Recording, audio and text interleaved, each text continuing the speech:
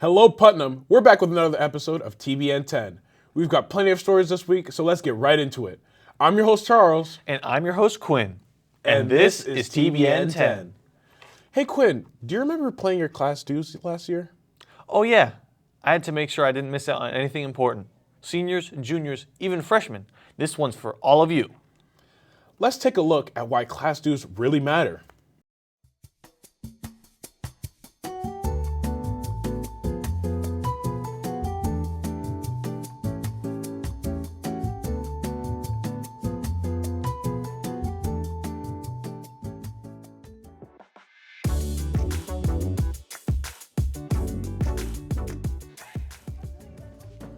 Hey, guys.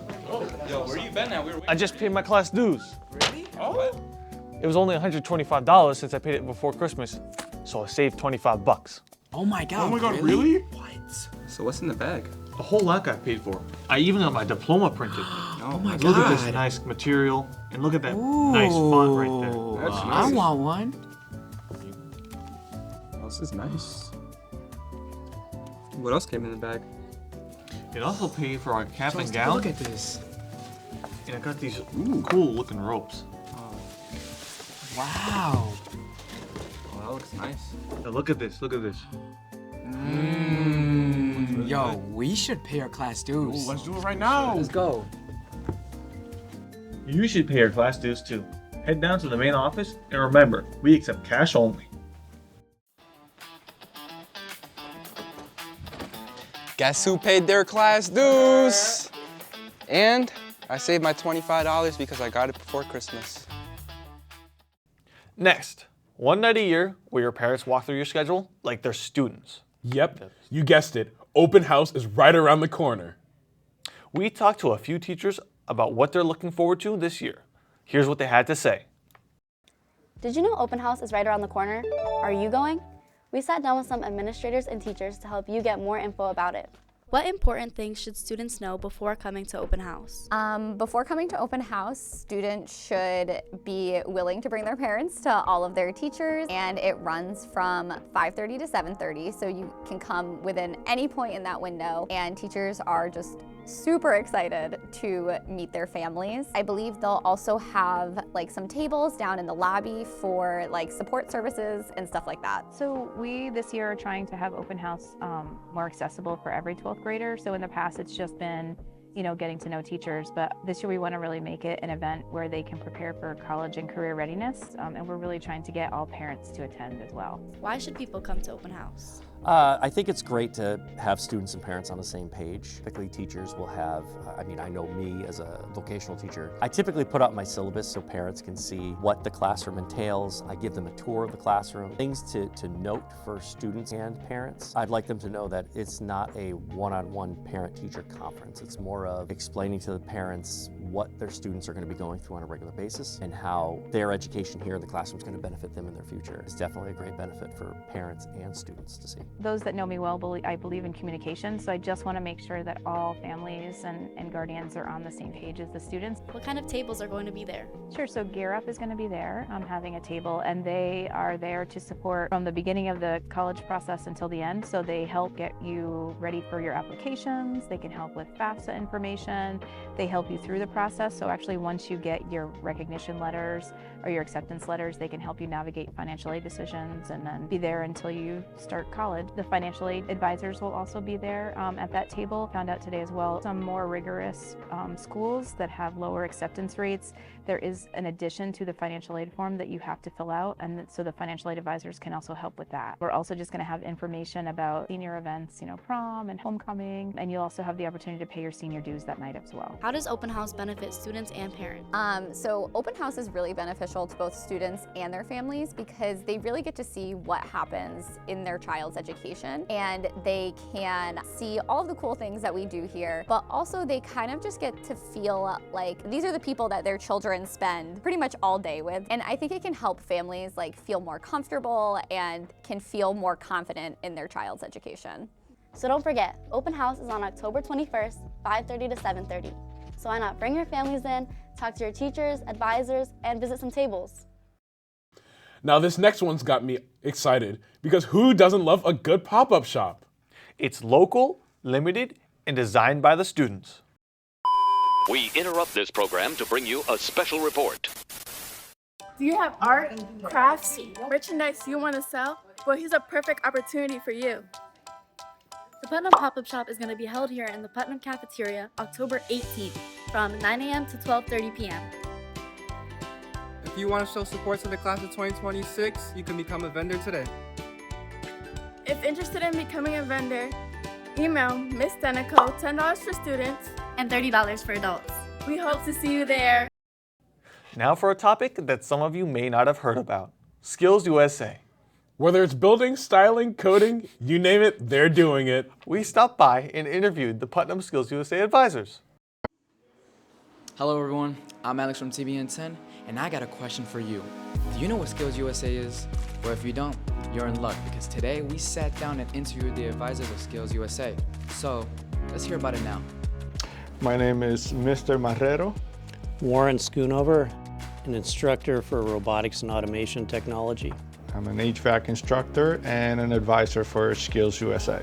Sure, Skills USA is a student-led organization, 2 major divisions, the high school and the college division.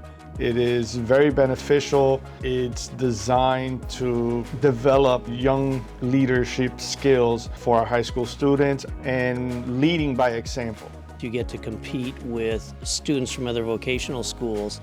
It allows you to not only meet the other students from around the state, but also to interact with them in a way that allows you to see how everybody else is growing and developing.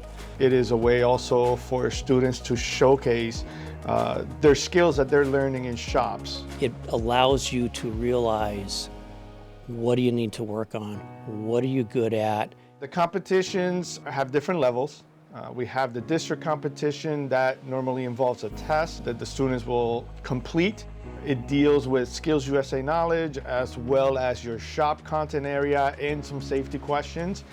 Depending how well you do at the district competition, you are eligible then to go to the state level.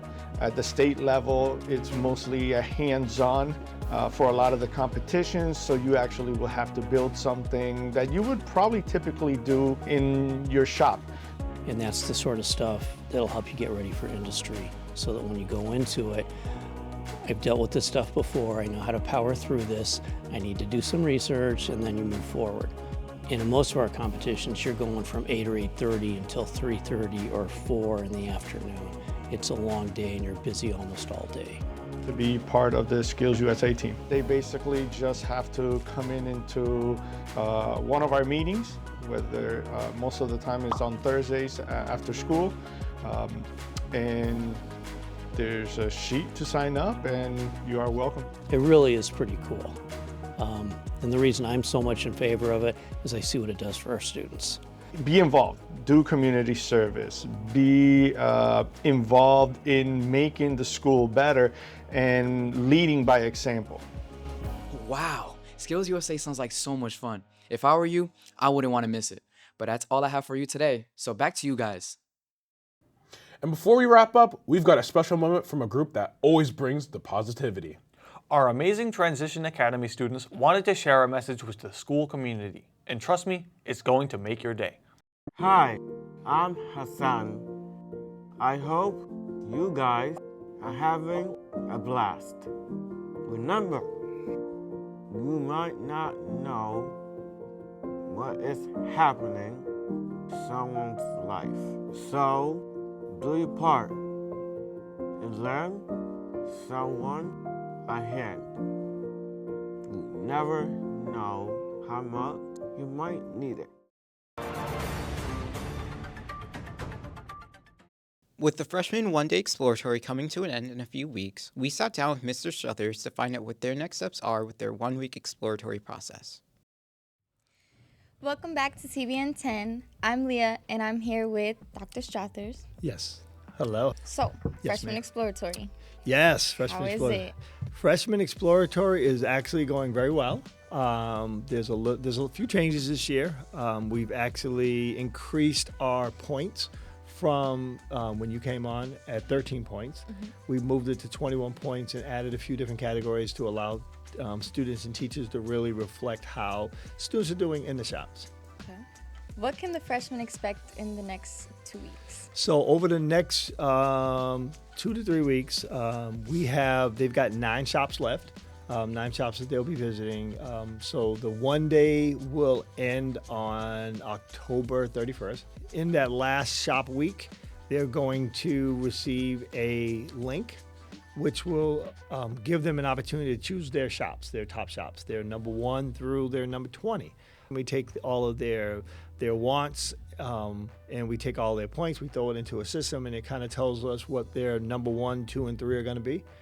So then they're going to spend a week in those shops. They're going to spend a week in the number 1 shop, spend a week in the number 2 shop, and spend a week in the number 3 shop.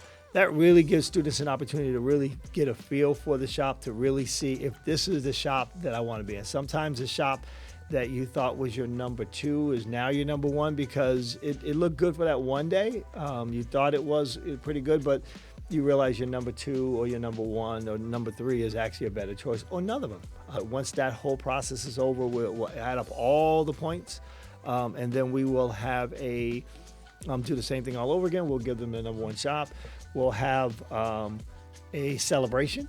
I think you remember the celebration last year, to really kind of talk, and they'll be able to celebrate going into the shop. And sometime probably around the time they're doing their 1 weeker, we're going to do something unique that we did last year, which was the ball drop.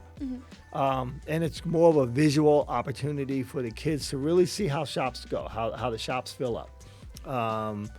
The other pieces, when they're doing the 1 weeker, they're still getting points every day. So they're still getting that 21 points per day. If you can give the freshman students one piece of advice, what would it be? I would, I think I've said it before, and we're seeing a little bit of it with our 10th graders. Follow your dreams. Follow your dreams, follow your passion. Don't follow your friends. Don't follow what your parents may think you want to do.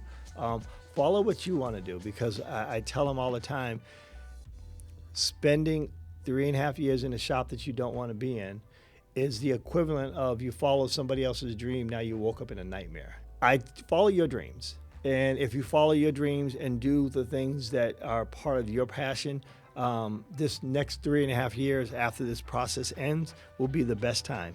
Putnam gives you skills, even though you may think you'll never use those skills again. Freshmen, remember to continue to get your points and do not slack. Absolutely. Keep following your goals and keep following your dreams. But that's it for today's show. Don't forget to like and subscribe for more. And this is TBN 10 signing off.